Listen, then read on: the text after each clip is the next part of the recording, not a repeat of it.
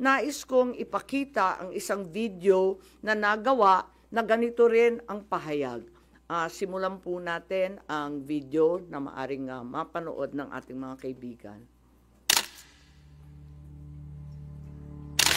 Enero 28, 2024, sa first Maisog Rally sa Davao, nagliyab ang balita at social media. Matapang, walang preno.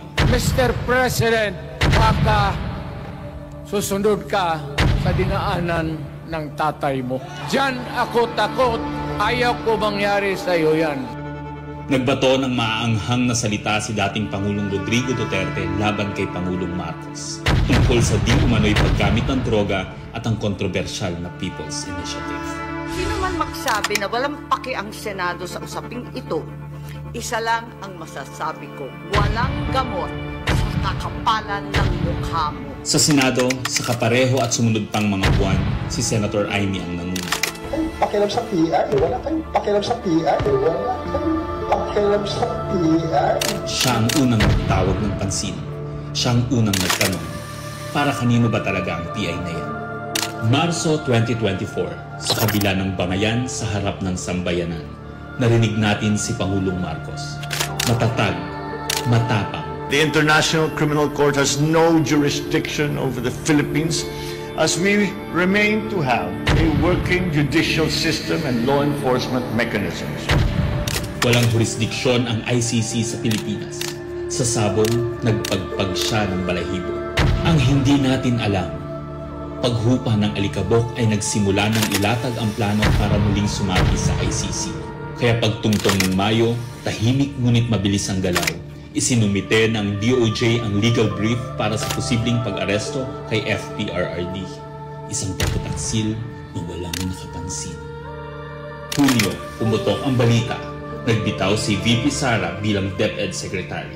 Tendered my resignation as the Secretary of Education effective July 19, 2024. Isang babae ng tapang ngunit walang nagawa dahil sa likod ang tama. Agosto, isinagawa ang unang Quadcom hearing laban kay FPRRD habang inuusig ng COA ang confidential funds ni VP. Ang hindi natin alam, sa gitna ng lahat ng ito, itinalaga na ni PBBM si Marcos Lacanilaw bilang Special Envoy ng Transnational Crimes na siyang magsusuko kay FPRRD. At maluwag na rin pinapasok ng bansa ang mga tiga-ICC noong Oktubre. Walang bahid ng pagtutol, walang balak na ipagtanggol ang kapwa Pilipino. Nobyembre, nag-iba na ang ihip ng hangin. Matatag, matapang, walang bahid ng pag-aalinlangan. Narinig muli natin si Pangulong Marcos, ngunit iba na ang sinabi. If yun ang gugustuhin ni PRRD, hindi naman kami haharang doon sa mga ICC. Para tabunan ang galawan, pinaingay ang impeachment complaints laban kay VP Sara. The Office of the Secretary General will transmit the 2 impeachment complaints filed against Vice President Sara Duterte. Kahit pa nagkaroon ng INC rally noong Disyembre, naidiin pa rin ang impeachment sa Kongreso. Planado na rin ang pagpirma ng questionableng 2025 budget kahit bat-bat ng anomalya. Enero 25, 2025, sinimulan na ang Oplan Tugis o Operation Pursuit, ang lihim na operasyon para hulihin si Duterte. Pagsampa ng Pebrero, nag-apply ng arrest warrant ang ICC prosecutor. Isang tahimik na pag-uusig habang tayo'y pinaiikot ng mga rally at press release. Marso, muling nilinlang ang bayan. Humingi daw ng 60-day extension ang DOJ para sa EJK report noong Marso 6. Pero ang totoo, nakabinbin na ang arrest warrant mula sa ICC chamber Marso 7 hanggang 10.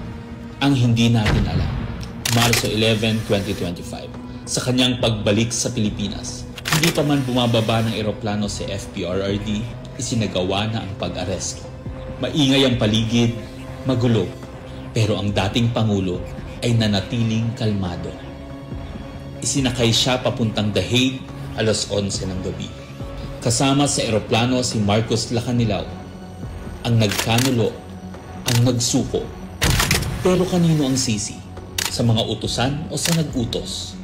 Managot ang dapat managot, nakalatag na.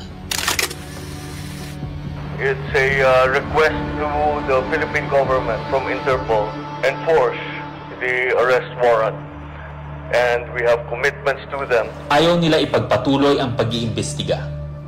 Maliwanag na ang buong administrasyon na ito mula sa pinakataas hanggang sa galamay nagplano. Ikaw ho ba nagplano ng lahat ng ito? Hindi naman. It was a group effort.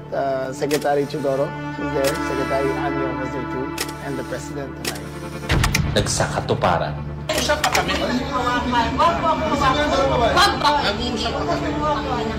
Kayo mga Wag mo hawakan yung nanay ko! Nagkagulo. Tayong magawa. Wala tayong magawa dahil mismo ang gobyerno. Nagtakpanan. Mamili ka. Kapag warrantless arrest, edi may period. Kapag may warrant, walang period. I'm being cautioned by the DOJ, ma'am, that it may be sub judice already to discuss that because of the habeas corpus pending in the Supreme Court. Ngunit lumabas ang buong katotohanan. Ganito pala ang bagong Pilipinas. Hindi man lang natin alam.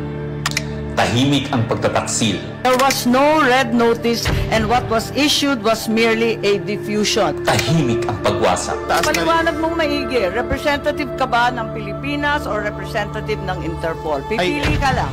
Nirepresent ko po ang Interpol NCB Manila. So mali itong papel na to. Harapan ang pagtalikod.